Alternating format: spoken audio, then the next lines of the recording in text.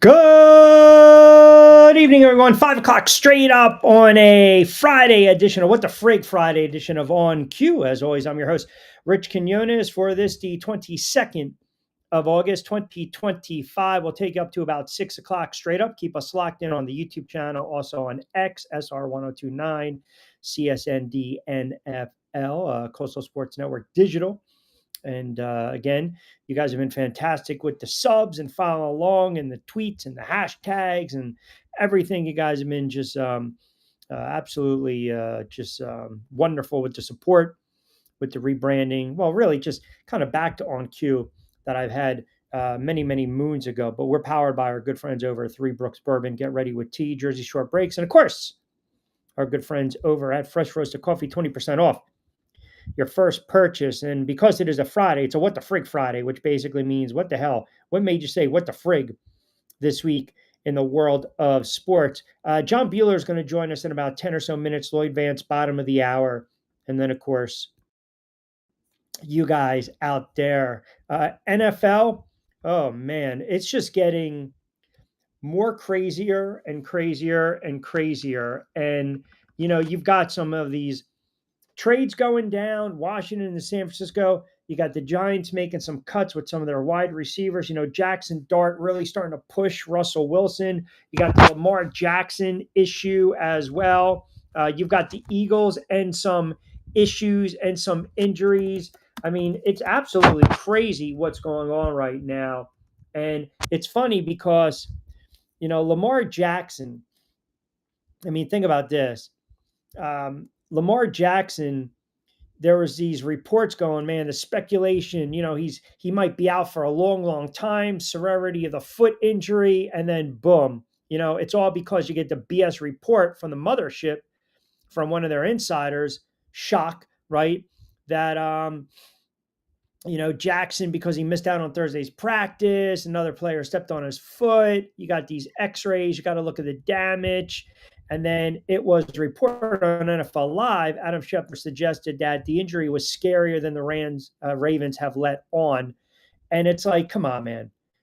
I mean, now you're just talking out of you know what. And hence Lamar Jackson kind of, having that laugh out loud emoji. And that's why John Harbaugh had to clarify why Jackson missed Thursday's practice. Jackson's going to be good to go week one. Like I said, he's not going to play in their preseason finale against Washington on Saturday. He hasn't played in a preseason game in 4 years. He hasn't missed a game with an injury since 2022. So let's all just friggin' pump the brakes on that nonsense. But again, that's kind of the BS that, again, we're looking at here. I mean, it's just unbelievable. Then you have the trade today, and it looks like it is a done deal. And I like the move, to be honest with you. The Commanders trading Brian Robinson to the 49ers for a draft pick. That Robinson was not happy with his role in Washington.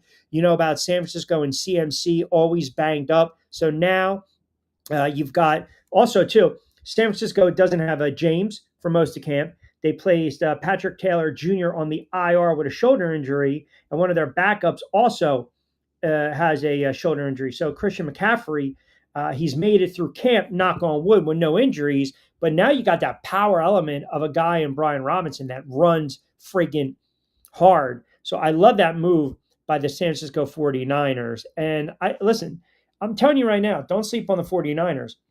Colin Cowherd has ripped Brock Purdy. Greg Cosell basically had to school him and educate him on Brock Purdy. I think Purdy's in line to have a monster season this year for the 49ers. And then you had last night. For the New York Giants. And I will say this.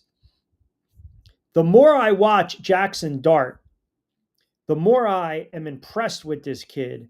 And I don't think there's any wiggle room right now when it comes to Russell Wilson. I don't believe there's any wiggle room when it comes to Russell Wilson. Like, he's got to go out and ball the first 4 or 5 games, or Jackson Dart is going to be your starter going forward. And he's going to be your starter going forward probably for the next 6, 7, 8 years. The kid looks the part. And then sticking with the NFC East, what the hell's going on with the Dallas Cowboys? I mean, I'm telling you right now, what is going on with the Dallas Cowboys and Jerry Jones and Micah Parsons? Let's put this to bed right now.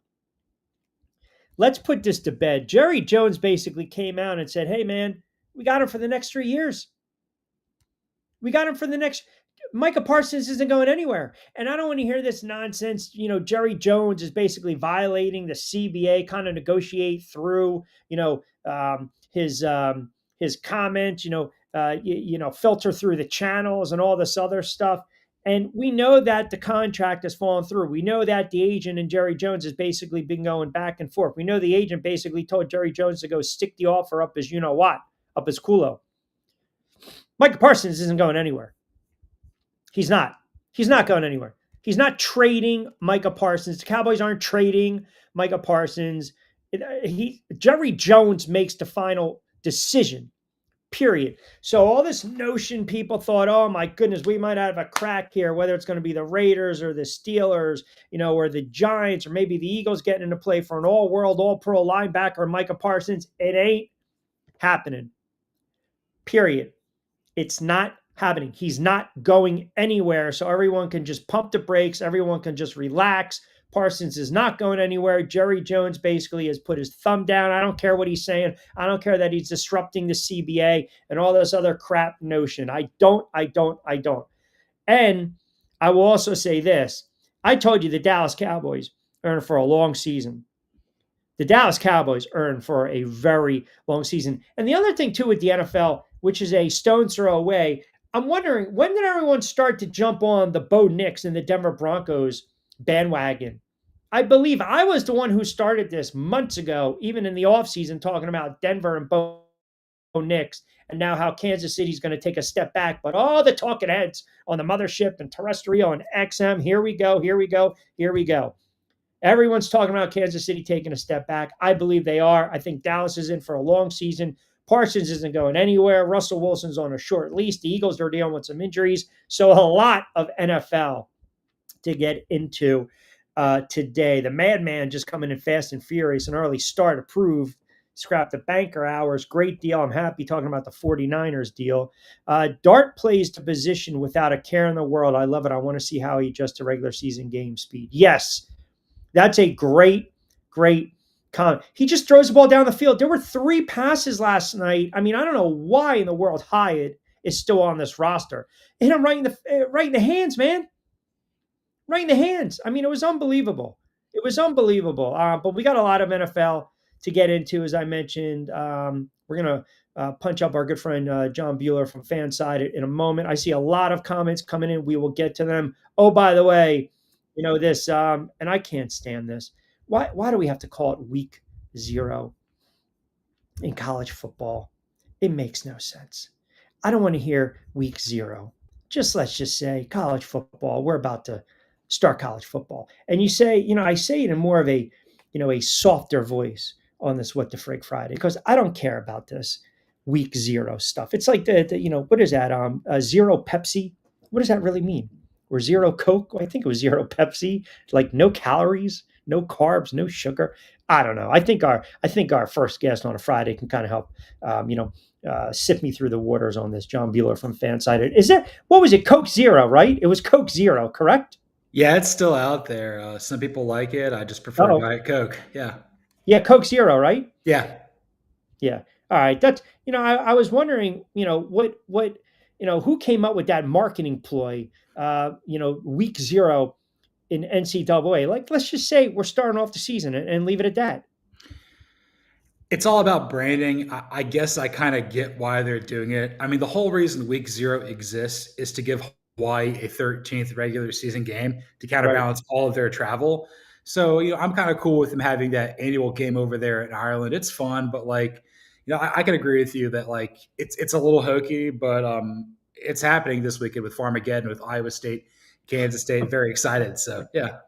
Yeah, my guy Hank Poteet. That's where hanging out with the cornerback coach of Ohio State. So they got Kansas State. So that's NCAA. Plenty of time to talk about that. All right, the NFL. Let's start with a couple things. Now, obviously, this came down earlier in the week, And we talked a little bit about the Colts, Anthony Richardson, Daniel Jones. The Colts came out, they made it pretty much official. They benched Anthony Richardson. Daniel Jones is going to be starter come week 1. It seems as though that they've already given up on Anthony Richardson. It's going to be Jones's show going forward. Now I will ask you, here's a quarterback that had a sampling size of games in college. Now you look at where he was drafted. I don't know. You and I have talked about the Colts and how that organization is run and has been run, and how it will be run going forward. It seems right now that it was just a bad draft pick, bad fit, but the kid's still relatively young. Is it he just can't play? He needs a change of scenery, or did the Colts fail him here? It's both. He can't play, and the Colts know what they're doing. It's he had 17 starts at Florida or something like that. Look, I know that it's not as important as it used to be having like 3 years worth of starts, but you got to approach 30. It's kind of why I've always been like Arch Manning needs 2 years, just because you need the game to slow down. You got to have confidence because yes, even if you're playing like meaningful power for football at Florida, Texas, what have you, the NFL is a totally different speed, and life comes at you pretty fast here. Chris Ballard gets to operate without consequence in Indianapolis. I cannot stand it. Um, Bryce Young, CJ Stroud, far better players than Anthony Richardson coming out.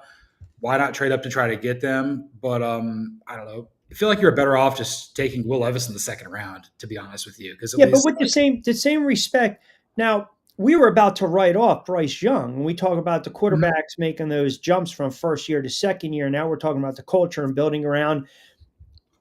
From what I gather, you just think Richardson's not an NFL quarterback.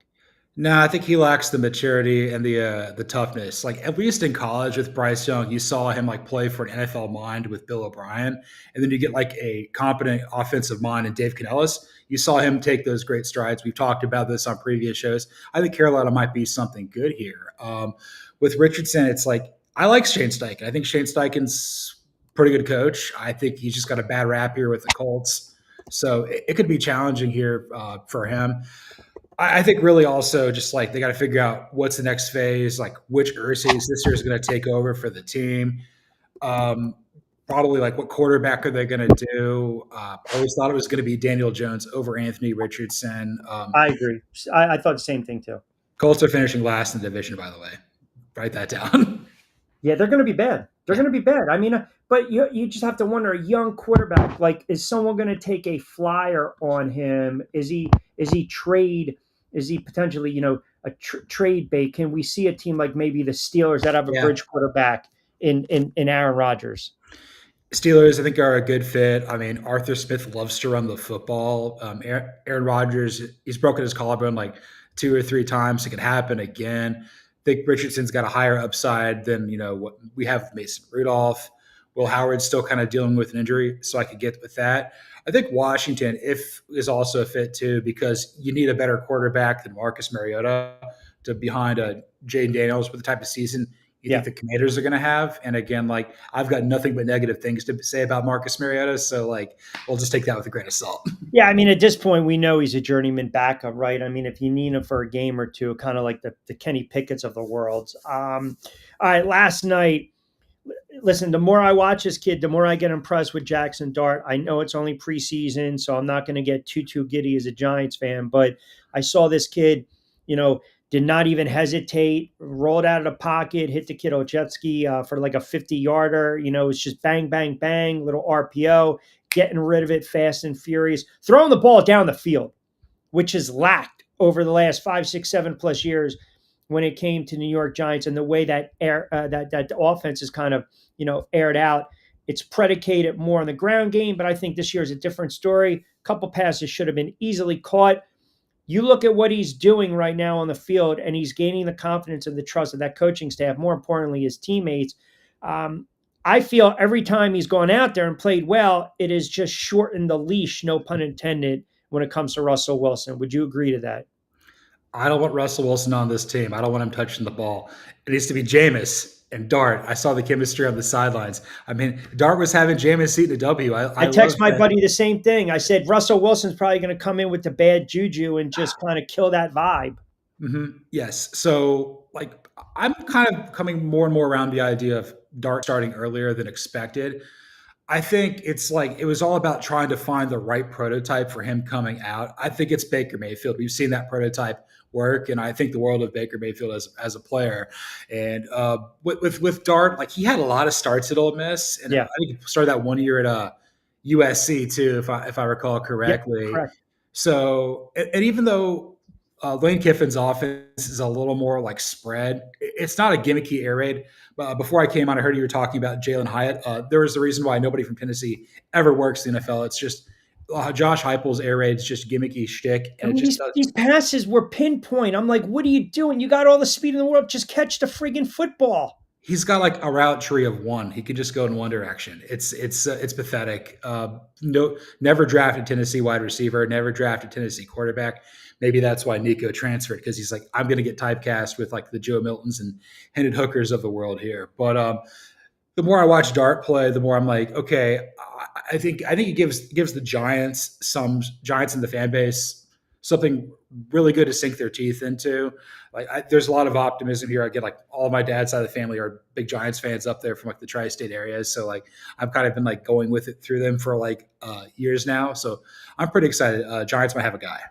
Yeah, I'm hoping they have a guy, and I like what they're doing offensively. The defense should be better. I don't expect them to win a lot of games, but you look at the NFC East, the Eagles dealing with some injuries. A little suspect.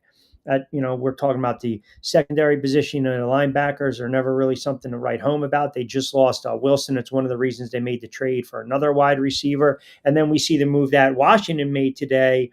And they traded Brian Robinson to the 49ers pending a physical. San Fran's backfield now gets a nice little, added punch, right? Because now this kid has a fresh start. I think he runs hard. I think, we want to say it's insurance for San Francisco because they have a banged up running back room. But I like this move for the 49ers. And I think the Commanders lose a little something, but obviously the kid just, he didn't want to be there anymore and they wanted to get rid of him. Yeah, not really a fan of this for the Commanders. You really want to put Austin Eckler as your RB1 at this stage of his career. I'm not sold on this. It's been a very weird offseason for Adam Peters. You had that first great year there with Dan Quinn and Jaden Daniels and Cliff Kingsbury. The Terry McLaurin thing is like, this isn't that hard. I understand that the Steelers made a massive mistake giving DK Metcalf all that money, but like Sure. McLaurin's been a good soldier. He's kind of like he speaks on the behalf of the team, a team leader. You don't want to have bad juju entering the season. But if Robinson doesn't want to be there and there's a familiar trade partner there with the 49ers, again, I don't necessarily think this is the right partner like in conference. Like you're kind of vying for the same level of playoff spots, but like I don't trust Christian McCaffrey to stay healthy. And Sure. we all know that Kyle Shanahan's offenses start with running the ball effectively. So I think the NFC West is going to be a bloodbath. I think like first place to last place is separated by like 2 games. It's going to be absolutely wild over there. So I'm high on the 49ers as long as they can stay healthy. And one of my sleeper teams, and I pretty much have made it known, Arizona. Now, the only caveat with Arizona is, they have to clean up their defense, especially their run defense. And they give up some chunk plays. But I look now, all right, it could potentially be a nice little breakout year for Murray if he's healthy. Obviously, they've got some weapons. And yeah, to your point, that's a tough division. I mean, when you think about it and kind of break it down, and these teams, Arizona, the Rams, the 49ers, Seattle, they're going to beat the hell out of each other. Absolutely. Worried about Matthew Stafford's long-term health. I mean, he's a few years older than me, went to Georgia around the same time that I did. This is the last year that if the Rams are going to do anything of consequence, this is it because it's not happening next year. Arizona's an ascending team, but you kind of wonder, like, is there a ceiling with Kyler Murray? I really love the partnership with head coach Jonathan Gannon and general manager Monty Ossenfort. They're kind of in lockstep here. The Walter Norton draft pick, again, a guy with a lot of traits playing at A&M and Ole Miss, but you're kind of wondering, like, okay, is it going to click? It's kind of Hmm. it's kind of like a lesser version of like maybe Shamar Stewart, where it was like a lot of traits. Where's the production here? But if Arizona has kind of been like the team, like I think they can do it. I think they can win the division. And then Seattle, it's like who knows? Like who knows? The Seahawks could win like 11 games. They could lose 11 games. That's kind of what is happening for them. Although I think they really do like their head coach Mike McDonald a lot. Salim on X Chimes in Q. Love the Commanders talk. I mean, think about this. You had a player that came back weeks after being shot in a carjacking. He played hard. Yeah, he fumbled once in a while, but he played his guts out for Washington over the past 6 seasons. By the way, one of Rivera's best picks. Good luck to him going forward, which kind of leads me into this. The Man says, is Wash quietly getting rid of players from the old regime? Now, I like Ron Rivera as a man. I didn't think much of him as a head coach, but if you think about this, you could make the case he kind of stunted the development of the Commanders, right? Yeah, a little bit. I feel that like he's trying to replicate, what made Carolina so special back about a decade or so ago. Football has changed. He's now going to be building up the Cal Golden Bears at his alma mater, so that'll be interesting to see what happens there for Cal. But like, I hadn't really ever thought about that they may be trying to like, go out with their old regime or whatever it is. But like, Peters is he's too meddling. Like I think Dan Quinn's like these guys are players. I'm a defensive minded coach. I know defensive line. I know. I will say though, Dan Quinn has a really good eye for drafting players. Did well in Atlanta. Did well, as Dallas's defensive coordinator in Seattle. But like, I hope there's not going to be friction there between him and Peters at some point. But like, Peters is just. I don't understand what he's doing half the time, and I don't want Washington to have a bad year. Yeah. Well, because you're reverting back, the wide receiver situation. I mean, we know that it's an issue. I think it's going to get resolved ultimately. And you're right. You don't. I think because they came out of nowhere last year, right? They surprised many. So now everyone's going to be looking at Washington and saying, well, they're not going to surprise anyone this season. We're going to be ready for them. And the last thing you want with these expectations and knowing how good Jaden Daniels is and is only going to get even better, an all pro caliber, superstar ascending quarterback, you don't need any type of distractions. And if No. you look at the NFC, I mean, look, let's full transparency with the NFC. It's not the AFC, man. I mean, yeah, the Eagles are the Eagles, but then you've got what? Minnesota. They're starting a young kid. Green Bay, verdict's still out on Jordan Love. Detroit got to get over the hump. Tampa wins that division because it's a bad division. The Rams are getting older. We talked a little bit about the 49ers. Carolina's ascending team. So it's not like you're going through the AFC. I mean, if you figure out a way to beat Detroit and or the Eagles, that I think arguably the two best teams in the NFC, then Washington's going to be right there. But you don't need any distractions. You need to just figure things out now. No, you don't want to like create a situation where teams that are like borderline playoff teams like Tampa, Atlanta, Chicago to gain confidence on you and take that spot from you because even if Philadelphia pulls back just a little bit, like they're not going to miss the playoffs. Like I don't think Detroit's going to miss the playoffs either. Like they're going from like way up here, pull back just a little bit, but Right. like you can't like leave this to chance. Also, the other big thing is Washington can't mess around for two reasons. Eventually, they're going to have to pay Jaden Daniels, and they Correct. have to accept that Cliff Kingsbury is going to get another job here in about 2 or 3 years. He did good at times in Arizona, but like pretty good offensive mind, Jaden Daniels. Someone's going to hire him again. I don't know what team that's going to be, but like you can't waste this window at all. No, you can. And I think, one of these teams that realizes they have no shot even cracking open a win of the Dallas Cowboys. I mean, it's just now it's getting to the point where, and everyone can say whatever they want about Jerry Jones, but, let's harken back to last season. Micah Parsons basically said, I don't need to be, the highest paid non-quarterback in the NFL, but his actions and his words and what him and his agent are doing right now lead me to believe something else. Now, he's got no leverage. I mean, he just doesn't. Jerry Jones, hey man, we got you for the next 3 years. Hell, they can tag him if they want to, and no player wants to get tagged. I mean, is this a situation where you think Micah Parsons will actually sit out an entire season? No, like he's gonna play. I think he seems like a good teammate and he wants to play hard for his teammates. He may have some friction with Jerry Jones. Again, we've crossed what I consider to be the Al Davis Rubicon with Jerry Jones. Like we're not going back. It's going to be screwy for as long as Jerry Jones is calling the shots going forward. Um, but like Jerry Jones has made it about himself. He's done this every offseason for the last 5 years, twice with Dak Prescott. It's so frustrating. But what I think the day and age of people like holding out, like the Le'Veon Bell of it all, is just so fresh in people's minds. Like Right? the guy cost himself millions and His career. potentially, yeah, potentially a Hall of Fame career. Yep. He was Agreed. phenomenal, and nobody ever talks about him anymore. And I think the fact that like what Parsons went to Penn State, is from Harrisburg, like probably grew up knowing a lot about the Steelers. Like you can't do this. He'll play. I don't necessarily know if he'll sign a deal, and maybe the Cowboys tag him. But like if you're the Cowboys, you can't let him leave. Like that's you become an even bigger joke of a franchise at that point. Like you're not going to get to an NFC Championship game for another 10 years if you let this guy walk. Yeah, and the other thing, look, and I know the CBA is getting all bent out of shape, and I said it tongue in cheek to start the show. I mean, look, Jerry Jones knows you can't negotiate with the player. You got to go through the agent. I mean, Yeah. that's just proper protocol and the channels, right? But what Jerry Jones is doing, he's taking shots to the point where he's forcing Micah Parsons' hand to basically now reopen up the lines of communication. Jerry Jones is making it, hey man, you're not going anywhere.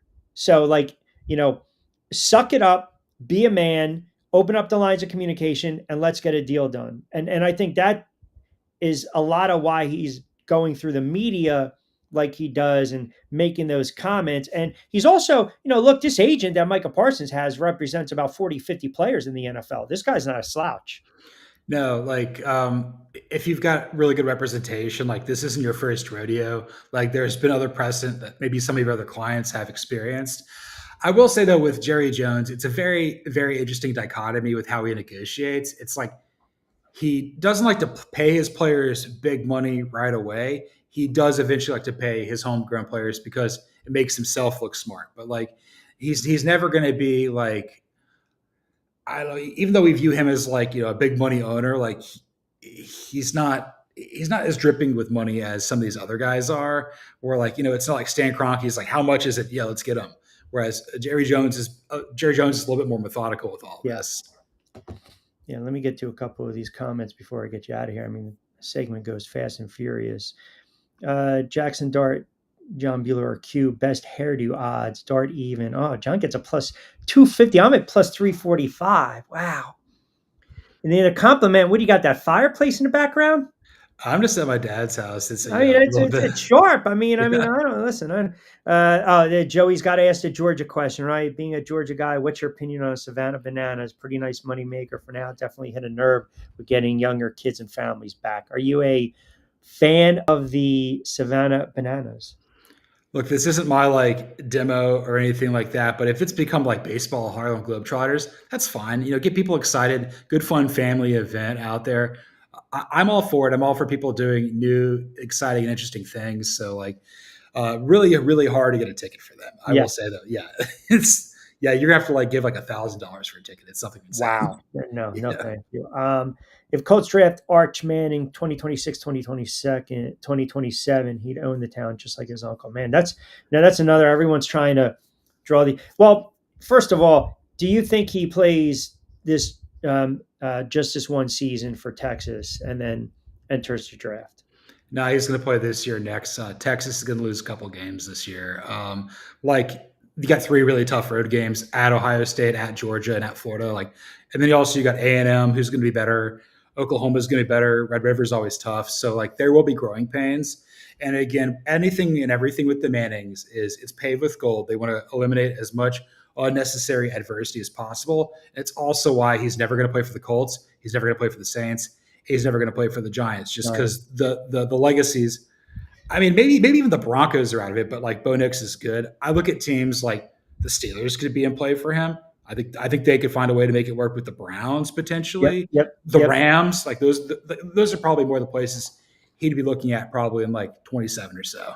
Yeah, and you're right. I mean, you brought that point up, and I thought it was pretty valid. Like there's a difference being the man who replaces the man, right? But now you've got that name tattooed on the back of that jersey, right? That's your lifeblood, that's your legacy, and the last thing you want, you go out there and you're like, oh man, well he's no Arch, he's no Peyton, he's certainly no Eli. I mean, I think a kid like that, maybe a Pittsburgh would be befitting of him, or Cleveland. Imagine now you get your franchise quarterback. And by the way, it's funny you mentioned Cleveland too. It kind of leads into this.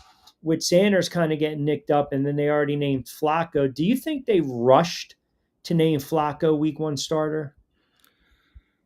I think they just want to find some level of stability to kind of like get to the season. I think just like the amount of pressure that's on Stefanski and Barry right now is very palpable. Like we can feel it like every day in our jobs. And it's like, yeah, we think that they're pretty good at at what they do, but like the Browns, it's very chaotic right now. So just trying to find some level of stability. Again, like we probably know, like Flacco was the quarterback for them when they made the playoffs 2 years Sure. ago. So and Flacco's not going to do anything to embarrass the team. I don't know if he's going to be healthy enough for the whole season, but like you go from there. And again, I think like he'd be a willing mentor to Shedeur Sanders. Shedeur Sanders, like, yeah, this guy won a Super Bowl, so like it's a good decent report. It kind of makes sense. It'd be the same sort of thing, like if the Giants were to name like Winston, hopefully not Wilson, over the starter over Dart for the time being, just kind of ease them into it a little bit because these quarterbacks have talent, but the roster is not quite there, and there will be losses to be had in November and December for Do sure. you think there's a problem in the NFL when it comes to evaluating these young quarterbacks, or are some of these scouts blinded by what they might see a sample size on a Saturday afternoon? I mean, that's how do we explain some of these guys where, look, the Trey Lances, the Justin Fields, the Anthony Richardson, to some extent early on, the Jordan Loves, the Bryce Youngs. I mean, it seems though we want to write these guys off fairly fast. It's really tough. I mean, I think the big thing is it's so spread in college, and in the NFL, it's a little more pro style. I think even a guy with like can't miss traits like Caleb Williams, like he's going to have to adjust and fit into what they're doing in the NFL. A lot of these guys haven't like taken a snap under center before. They're not used to having a fullback or like a two tight end Yep. set. Yep. Having to go through multiple reads. I mean, Justin Fields never did this. He just takes one read, and that's what he does. And that's why he's never gotten to where he was. But he was phenomenal at Ohio State because they had so much talent there. It's tough to say like what players are going to be able to succeed at the next level at quarterback from college to pro. I mean, I hit or miss on it all the time. There's very few out there like this is absolutely definitely gonna work. I would say like the last guy that I'm like this is gonna work is probably CJ Stroud. I'm like there's a certain level of mental toughness that I thought he had at Ohio State that was different for that program. And like okay, he's got to go to a place like Houston that was Mm. just been terrible for years. Turns it around very quickly. All about football. I think there's some sort of like try to think like upstairs sort of component there where like maybe you can evaluate the player, learn a little bit more about their personality because like whether or not the guy can sling it doesn't necessarily matter as much as it probably did because the offense is just so different.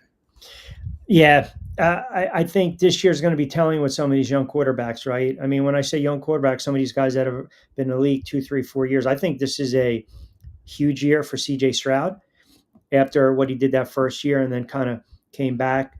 Um, I think it's a huge year for Trevor Lawrence. How many more years are we going to sit there and say, okay, this is a franchise quarterback? And I think a lot of people want to see, okay, is Bo Nix ready to take that next jump? I'm a huge Bo Nix fan. I think I'm too high on Denver. I think Denver is going to surprise a lot of people. I think that's the right quarterback in the right system. I love the move for Ingram. I think they're going to be able to run the ball and, chuck it down the field. But, we're talking about these progressions from your first to second season. Even Justin Herbert, there's probably thoughts out west, is he a franchise quarterback? But some of these other guys, man, some of them are just bad misses. Trey Lances of the world, the Fields of the world. The offensive line didn't help the kid out in Chicago. Anthony Richardson, that we're learning. So I think it's going to be a big year for some of these young guys.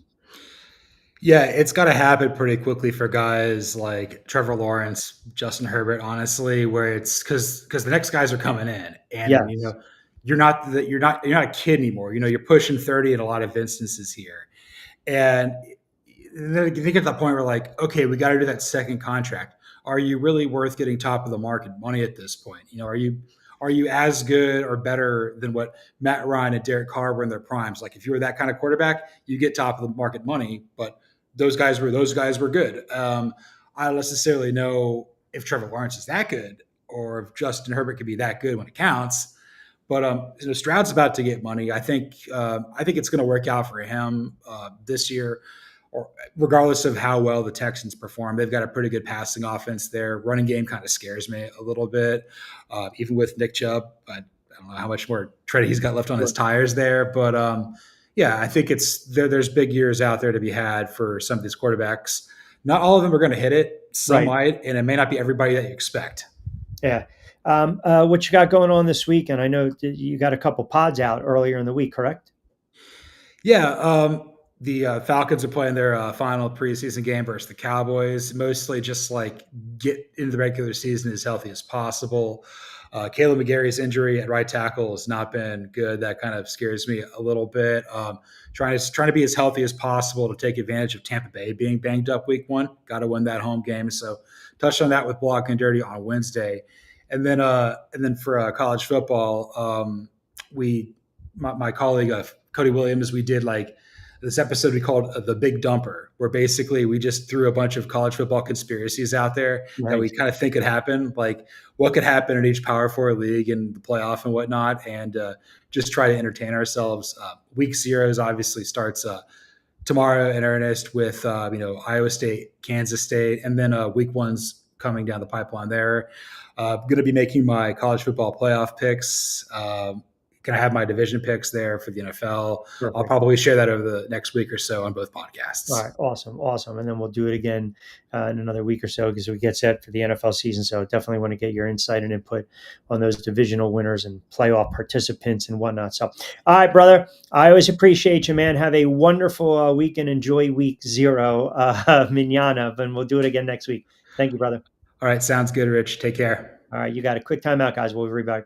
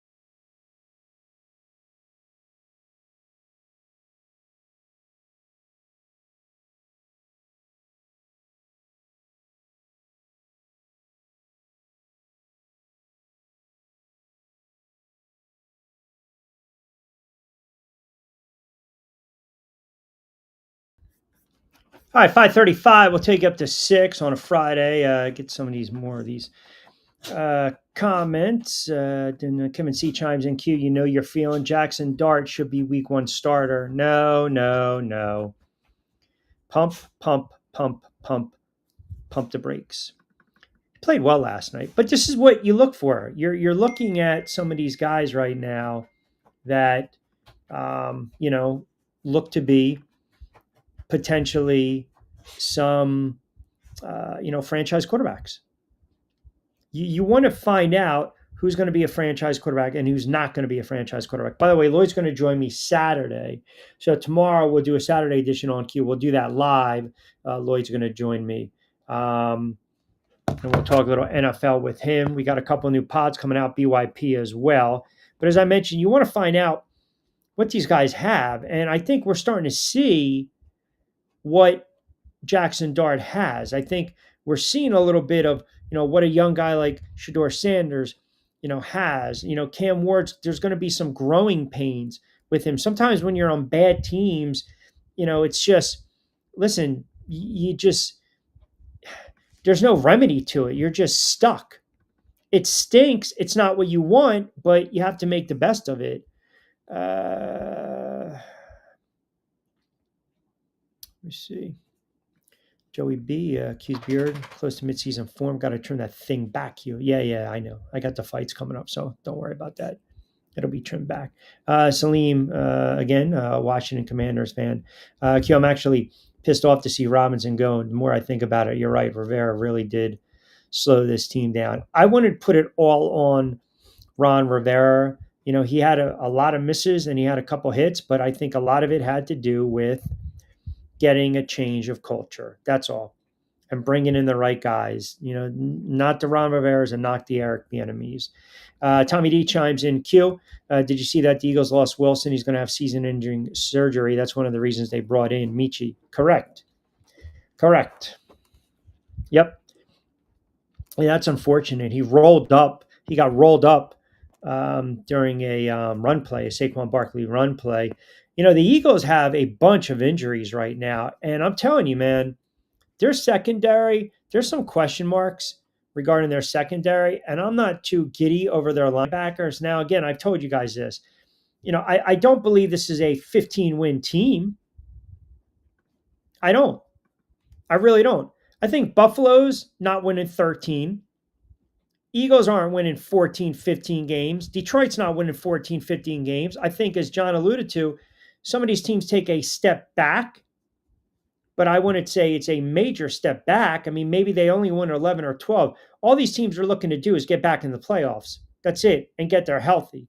Now, you do have some interesting position battles going on, especially if you are an Eagles fan, but it's the Eagles.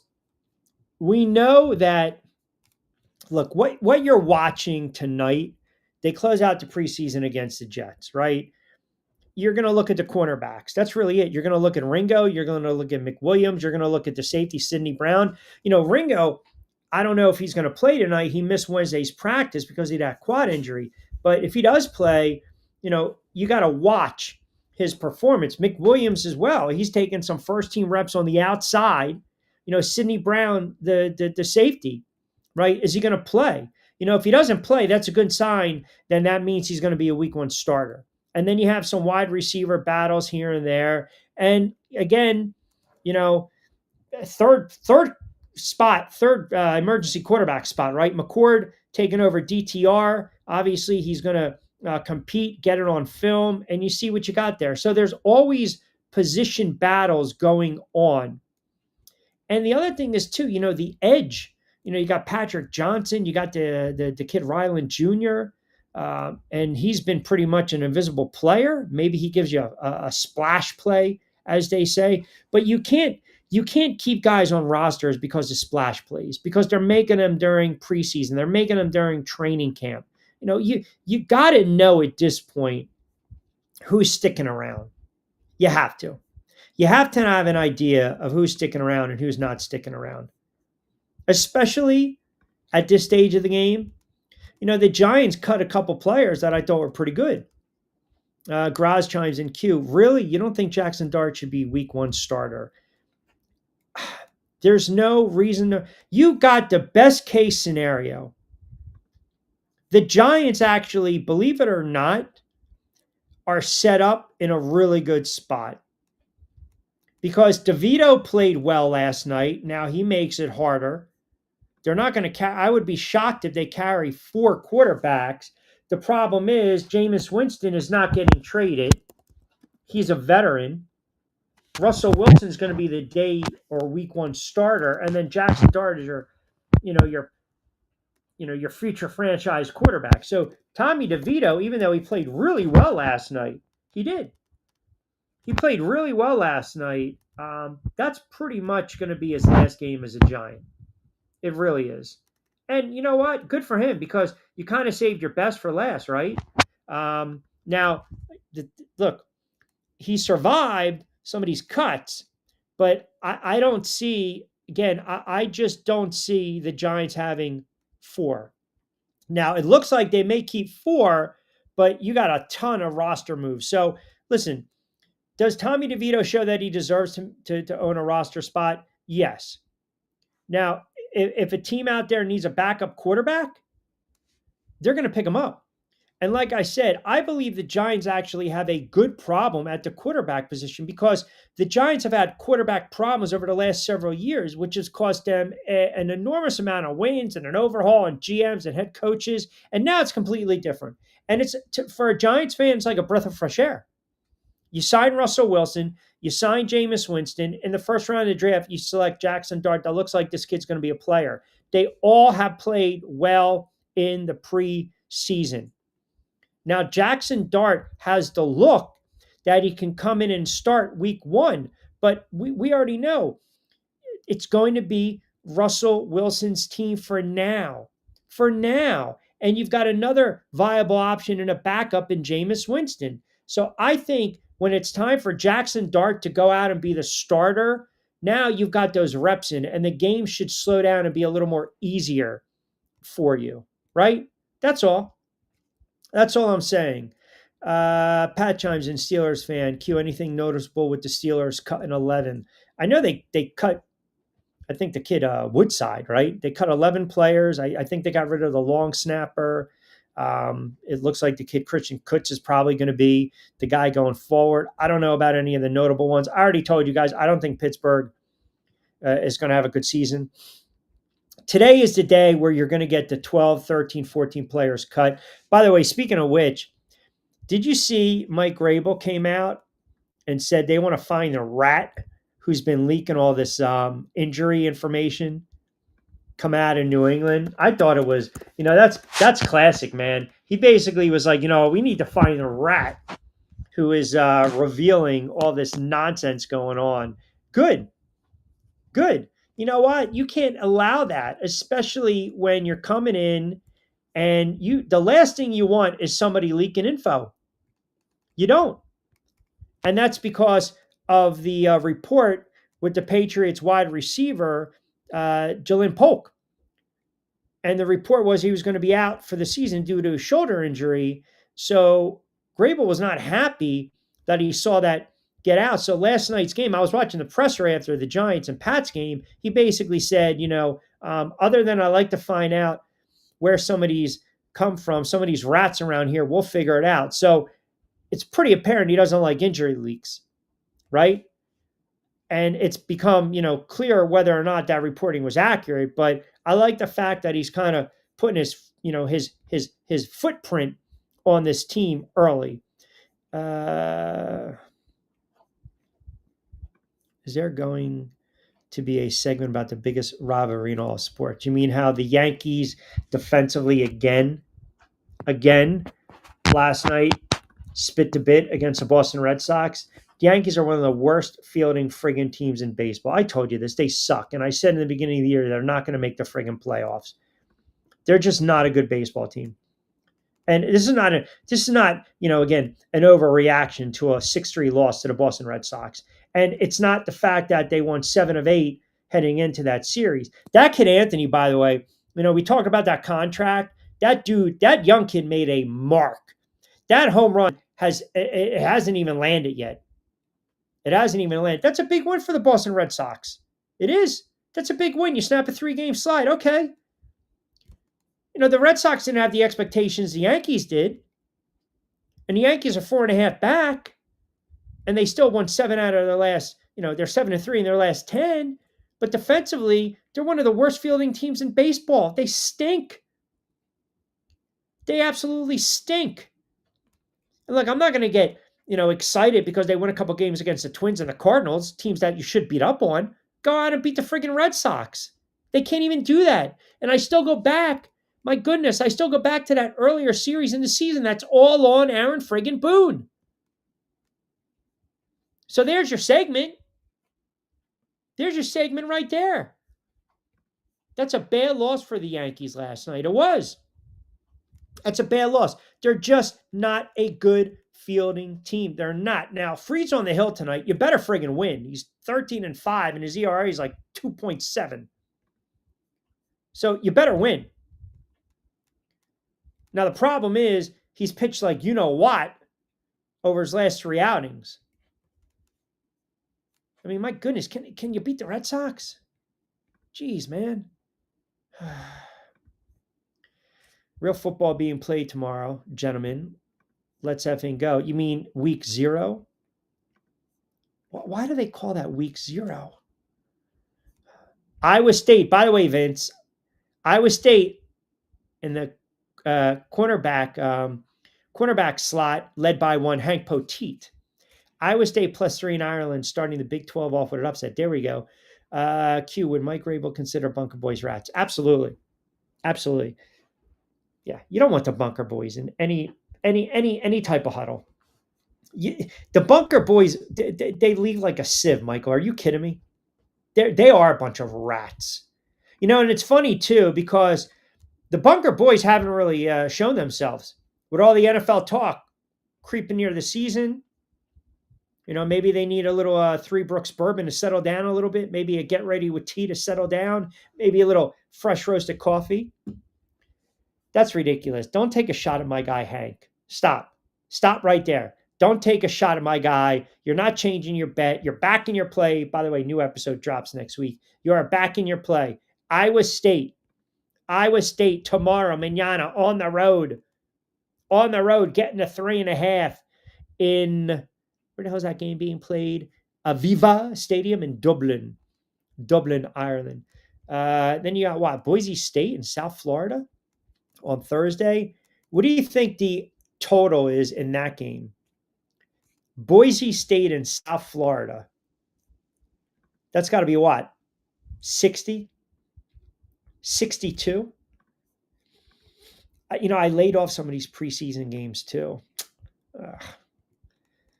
Jets are laying 3 tonight for you degenerates out there. Cowboys are laying 3 too. Tennessee's laying 3. Chicago on the road, they're laying 2.5 against Kansas City. Giants putting up 42 last night. Preseason game going 3-0. 42, 31, and 34 points offensively. Who the hell do these guys think they are? Who do they think they are? 1986 Giants putting up all these points. Save it. Grable would say the bunker is lower than rats. Speaking of the rats, I might be late to the party on this one, but do you remember 63.5? Well played. Do you remember when the rats were coming out in the Titanic, right? I mean, the first thing you see are the rats. I don't know why I'm bringing this up. I saw it the other day, and it was fascinating to me. And you guys are going to say, where you been, Q? Like, welcome to 2025. So apparently, they figured out that Jack and Rose basically could have fit on the raft. And, the scene where the guys wake up, all the peasants down below, you see all the friggin' rats. I mean, they're all over the place. It does remind me of the Bunker Boys. They are just very rat-like. But they were saying that if Rose, and Jack were to get on the, I guess, the part of the vessel, the ship, whatever it was, was it, I don't want to call it wood, or I don't even want to call it plywood. What was it? Oh, pallet. There you go. Piece of pallet. So it could have handled both of their weights.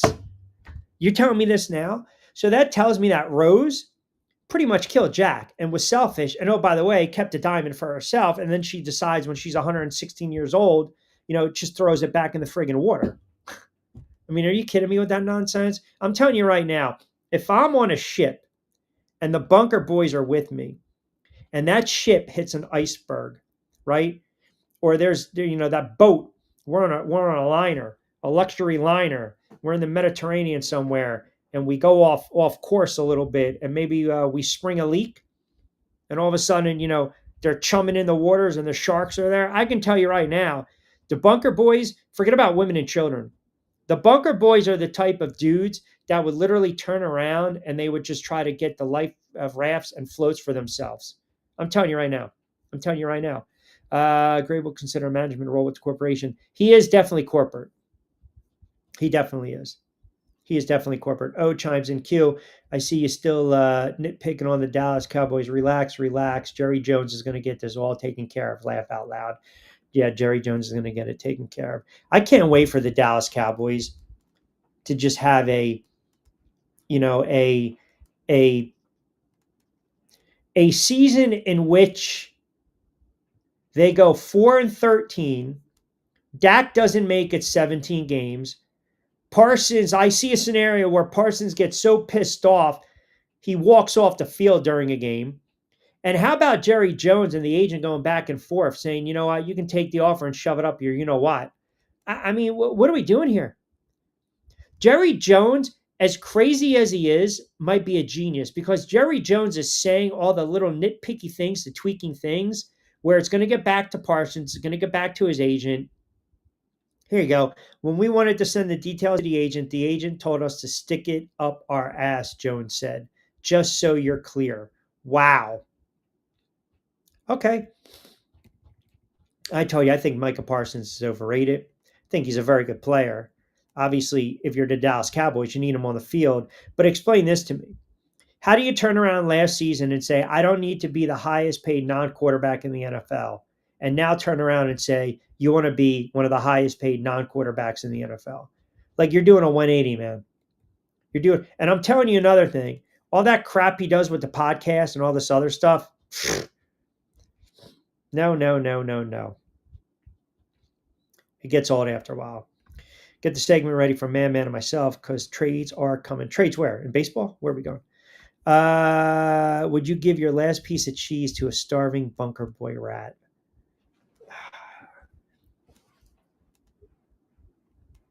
I'm going to say no, and you know why? Because I'm trying to think of a sports analogy here. It's like, in a game where you get those injuries early and you got to burn through friggin' timeouts, Michael. And you get, as a fan, we're like, oh my God. Or you take a wasted challenge, a wasted timeout, you burn through it. You got one left. And let's equate that piece of cheese to my last time out.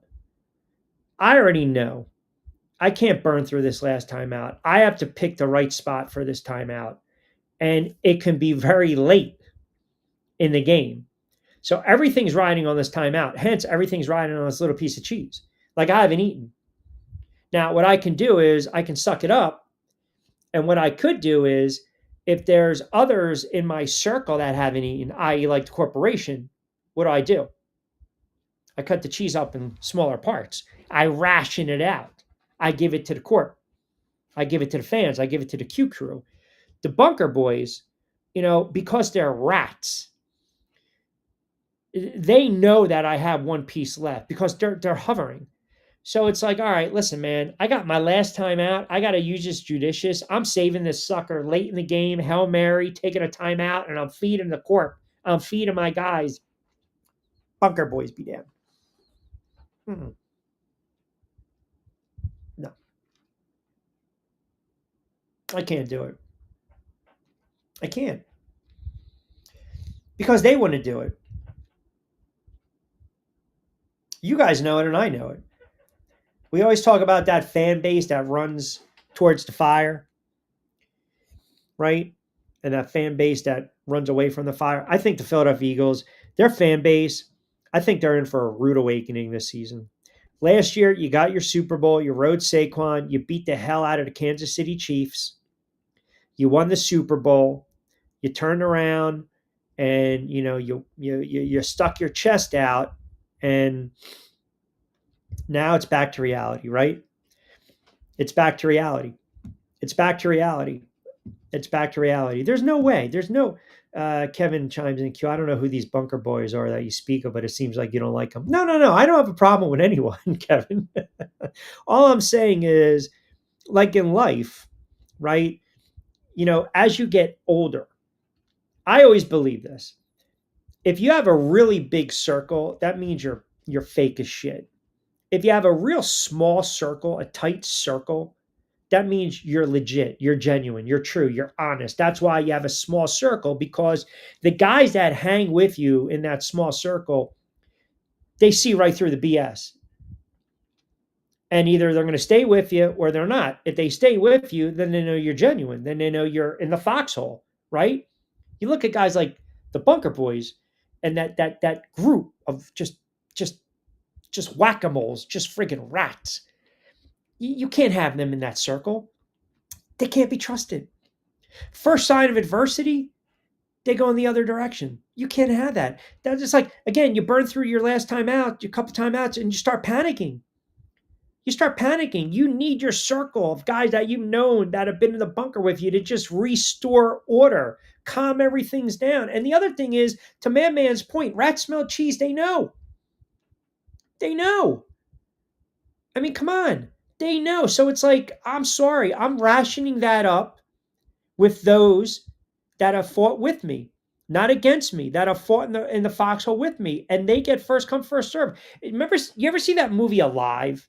I remember I saw that in a movie theater. Oh my God, what a depressing movie about the Chilean. Was it Chilean? Yeah, the Chilean rugby team over the Andes Mountains and the plane crash. Oh my God. I remember seeing that. That's a true story. That's a true story. The plane crash in the Andes. They had 45 people and 16 survived 72 days. And they had a little bit of rationings, right? And then obviously, if you saw the movie, you know the story. They had to eat each other, you know. They had to survive. So they had to nibble on the dead a little bit here and there. And I'm telling you right now, man, if a plane goes down with the Bunker Boys, no. No. If that's, let me go in day one. I can't trust these guys. Absolutely. And they'd be the little SOBs that start nibbling at me, even though I'm making my way halfway in a stairway to heaven. They start to nibble on me. No, they can't be trusted. Absolutely not. All right, approaching 6 o'clock. An hour flies by. Tomorrow, we'll be live. Lloyd's going to join us on a Saturday edition on Q. Check out the YouTube channel for the showtime on that. You guys always make the hour fly by. You got the baseball tonight, as I mentioned. You got the final preseason games. College football tomorrow. If you guys bet, remember, always bet with your head, not over it. Have a little fun. You got that Iowa State, Kansas State. That kicks off 12 o'clock. So that is week 0. All the degenerates will be out and about. Have a little fun with that. Give me a follow on social media at Rich Q on the YouTube channel as well. X, TikTok, Rich Q on the mic, and we will be back tomorrow, mañana, on a Saturday. We appreciate all our good friends over at Get Ready with Tea, Three Brooks Bourbon, and of course, fresh roasted coffee. You guys have a wonderful What the Frig Friday edition of On Q. Have a good Friday edition. Enjoy yourselves. Be safe. Be sound. We'll talk to you mañana. And as always, hasta luego, buen día.